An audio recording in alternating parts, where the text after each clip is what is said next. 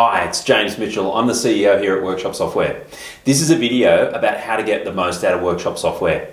Hope you get great value. If you do, be sure to like the video and subscribe to the channel for more info just like this. Thanks for watching. Bye. The Customer Portal is an online portal where your customers are in control. They can log in, they can see their own information, their own customer history. They can, for example, click on a invoice to reprint it or view the invoice.